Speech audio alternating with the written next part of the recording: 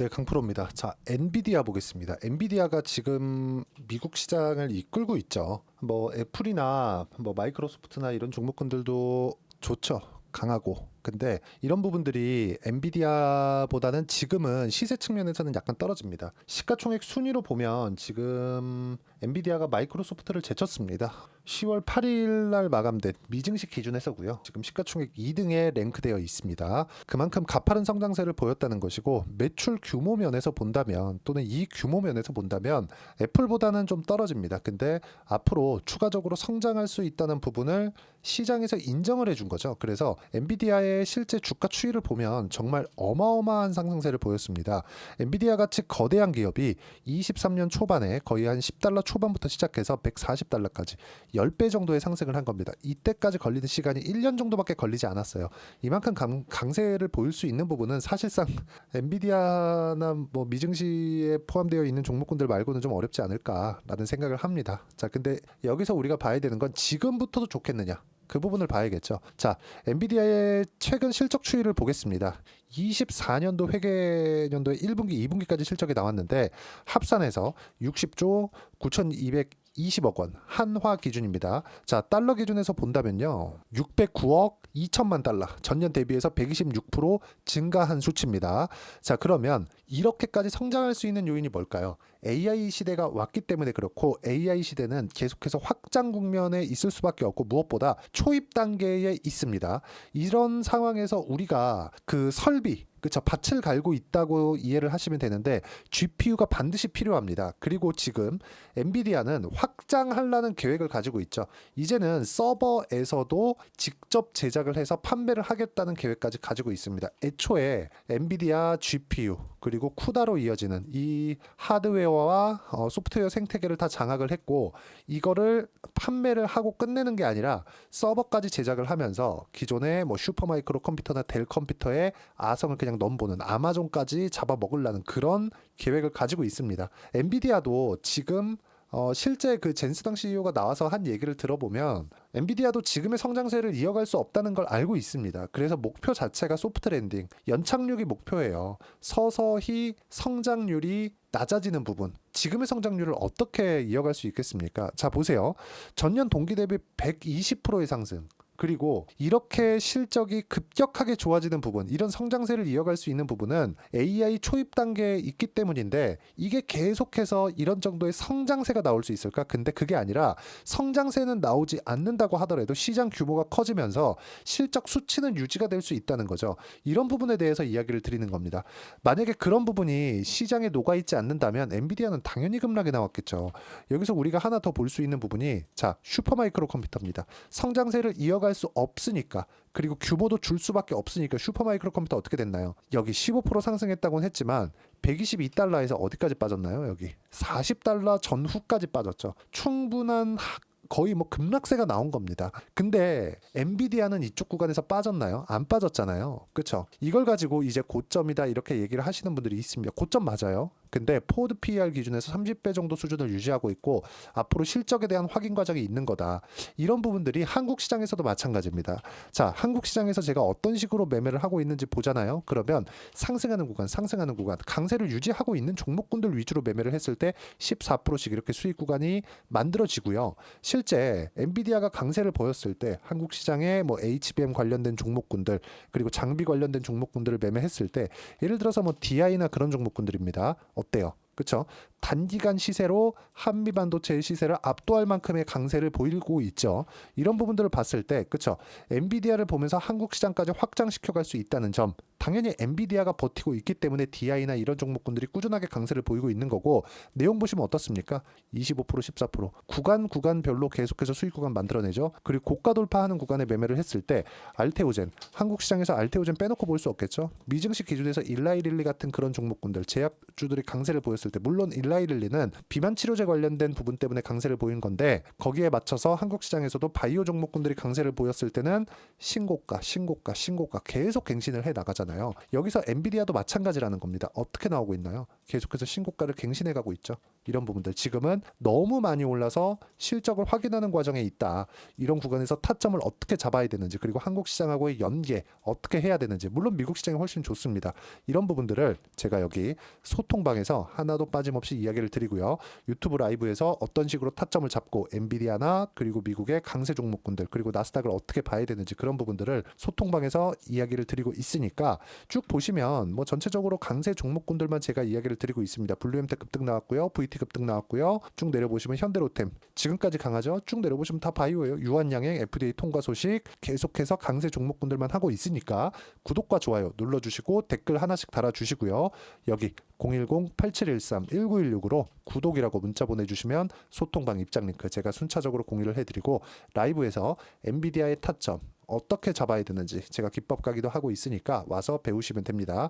여기 010-8713-1916으로 구독이라고 문자 보내주시면 제가 무료 입장 링크를 보내드리도록 하겠습니다. 자, 그리고 엔비디아로 다시 넘어와서 보면 내가 엔비디아를 봤을 때 많이 올라오고 가격 부담이 있는 거 사실입니다. 나스닥도 마찬가지예요. 근데 S&P 500 그리고 나스닥 100 이거는 계속해서 강세를 보일 수밖에 없겠죠. 왜 그럴까요? 미국에서 제일 잘 나가는 500개, 미국에서 제일 잘 나가는 테크 기업들 중에 100개 모아놓은 지수입니다. 자, 그러면 탈락되는 건 빠지고 올라오는 건 여기 다시 포함시키죠. 지수는 계속해서 올라갈 수밖에 없어요. 물론 단기간에 많이 올라왔고 이격이 발생했을 때는 조정 구간이 있죠. 근데 여기에 맞춰서 그때그때 시대별로 이끌어가는 종목군들이 있습니다. 그 중에 하나가 지금 엔비디아고, 엔비디아는 단기간에 많이 올랐고요. 직전 1년을 보더라도 진짜 뭐 한 10배 이상의 주가 상승이 나왔기 때문에 이런 부분에 대한 이격 조정을 지금 받고 있는 것이지, 뭐 블랙엘에 대한 뭐 문제가 발생할 수 있다, 뭐 블랙엘의 뭐 사기극이다, 이거는 엔비디아 GPU를 한 번도 안 써본 사람들이 하는 겁니다. 아니면 내가 쓰고 있는지 모른다거나요. 우리 지금 일반적으로 PC를 사용하고 있는 분들은 50% 이상은 엔비디아 GPU에 대한 경험이 있습니다. 내가 모르고 있는 거예요. 근데 이 교체 주기가 엄청나게 빨라요. 2년 3년 주기로 계속해서 교체를 해줘야 됩니다. 엔비디아가 그걸 계속해서 더 높은 성능 그리고 더 낮은 전력의 높은 성능을 사용할 수 있게 만들어냅니다. 실제적으로. 그리고 그 서버를 직접 만들어주는 그것까지 간다면 지금 실제 매출 파이나 이익에 대한 규모는 훨씬 더 커질 수 있고, 블랙엘 이후의 성장세는 지금 젠슨 왕이 직접 나와서 이야기한 내용이 뭡니까? 주문량이 너무 나와서 감동이다. 그리고 어저께 슈퍼마이크로 컴퓨터가 급등세를 보였는데 뭐라 그랬느냐? 엔비디아 GPU가 분기당 10만 장씩 나간다. 이게 어디예요? 슈퍼마이크로 컴퓨터에서만. 근데 데일도 있고 아마존도 있고 테슬라도 있고 구글도 있고 마이크로소프트도 있죠. 자체 칩을 개발한다고는 하지만 기본적으로 소프트웨어 이 쿠다 이 생태계까지 갖춰놨기 때문에 쉽지 않습니다. 그리고 무엇보다 엔비디아가 언제 뭐 과거에 있었던 그 사장된 기업들처럼 그렇게 될지는 모르겠습니다. 근데 지금 젠슨 왕의 행보를 보면, 그리고 그동안에 해왔었던 이런 그 사업 구조를 보면 쉽지 않을 겁니다. 그렇죠? 뭐 다른 데서 뭐 침투하기 쉽지 않을 거니까 이쪽 구간에서 우리는 절대적으로 타점 잡고 어떤 식으로 가격을 봐야 되는지, 그렇죠? 그 내용을 제가 여기 소통방에서 이야기를 드리고, 뭐 이 내용도 지금 보면 뭐 지금은 뭐 한국 시장에 대한 내용도 있지만 제가 미국 장에 대한 부분도 함께 공유를 해드리도록 할 테니까 구독과 좋아요 눌러주시고요. 댓글 하나씩 달아주시고 010-8713-1916으로 구독이라고 문자 보내주시면 소통방 입장 링크를 순차적으로 공유를 해드리고요. 어떤 식으로 내가 매매를 해야 되는지 그 이론적인 부분은 여기 엔비디아의 단기 보유 전략, 단기는 2주입니다. 2주 동안 내가 어떻게 수익 전환 시켜야 되는지 그 부분에 대한 내용이고, 2주 안에 수익 전환 시키기 위해서는 내가 얼마에 사야 되는지 또는 얼마에 팔아야 되는지 가격에 대한 부분 너무 중요하겠죠. 이 두 가지 내용을 제가 17페이지 이상 내용 준비를 해놨으니까 가져가서 공부하시면 되고, 여기 010-8713-1916으로 엔비디아라고 문자 보내주시면 단기 가격 전략 함께 공유해드리도록 하겠습니다. 어떤 방식으로 내가 타점을 잡아야 되는지, 왜 가격을 먼저 봐야 되는지 그 부분에 대해서 이야기를 드린 거고, 젠슨 왕은 과거에도 지금까지도 정말 대단하다. 앞으로도 그럴 거라고 생각을 합니다. 그리고 블랙엘은 지금 뭐 출시 지연이나 그런 부분이 있는데 이거는 칩넷 구조로 처음 발표가 되는 것이기 때문에 이런 부분에 대한 패키징의 문제가 있어서 그런 겁니다. 뭐 결함이나 그런 부분이 아니에요.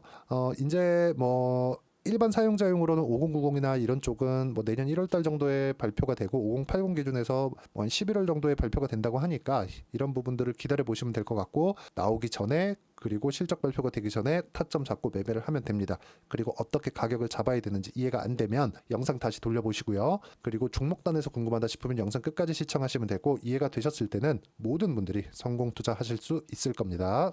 자, 24년도가 돼도 여전히 시장은 녹록지 못합니다. 이런 상황이 벌어지는 건 어쩔 수 없습니다. 이런 상황에서도 수익이 나는 종목들의 구조는 변하지 않습니다. 즉, 대시세 종목에 대한 구조는 변하지 않는다는 거고, 실제 제가 소통방에서 지속적으로 이야기를 드리고 있는 내용도 대시세 종목이나 시장 주도주를 공략하는 건 철저하게 가격 분석을 하라고 이야기를 드리고, 가격 분석 이후에는 이슈에 대한 파악, 그리고 이슈를 파악하고 나서는 다시 내가 얼마에 매수할지 그 타점에 대한 부분을 지속적으로 언급을 하고 있습니다.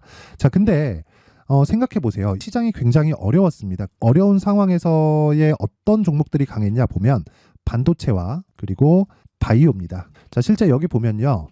HLB에 제가 실제 매매한 내용을 띄워놓고 보여드리고 있는데, 1월 22일부터 매매를 시작해서 4일 동안 31%의 수익 마감이 됐고요. 그리고 여전히 신고가 종목입니다. 자, 그리고 그 다음 어보브 반도체, 이름을 보시다시피 반도체 종목이죠. 그리고 AI 반도체는 지속적으로 강세를 보이고 있습니다. 이 종목도 신고가를 먼저 달성한 이후에 제가 21%의 단기간에 21%의 큰 수익을 내고 마감이 됐습니다. 다시 재공략을 준비하고 있고, 이런 부분은 소통방에서 다 공유를 해드립니다. 자, 그리고 코세스. 자, 코세스 같은 종목도 당연히 그쵸, 신고가 종목이고요. 그리고 반도체 종목입니다. 이 종목도 영업일 기준에서 이틀 동안 대략 한 15%의 수익 마감이 됐습니다.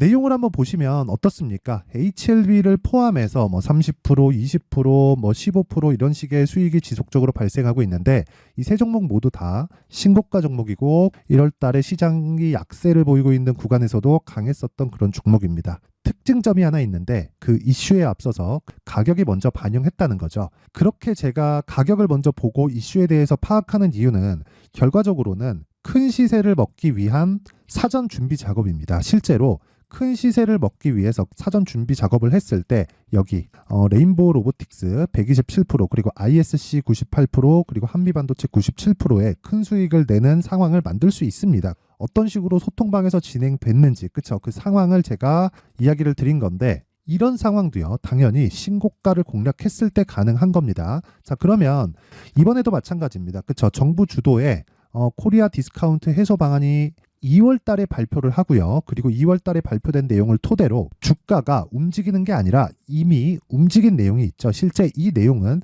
크게 중요한 게 아니라는 겁니다.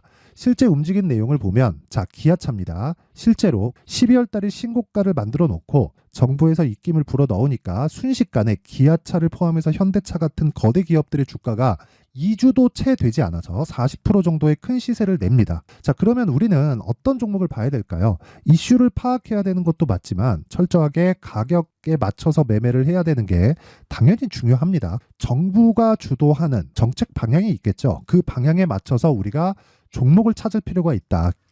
자, 그러면 답이 나왔습니다. 정부가 주도하는 방향에 맞춰서 제2의 기아차를 찾는 게 지금은 중요하다. 근데 정부 정책의 방향에 맞게 가자.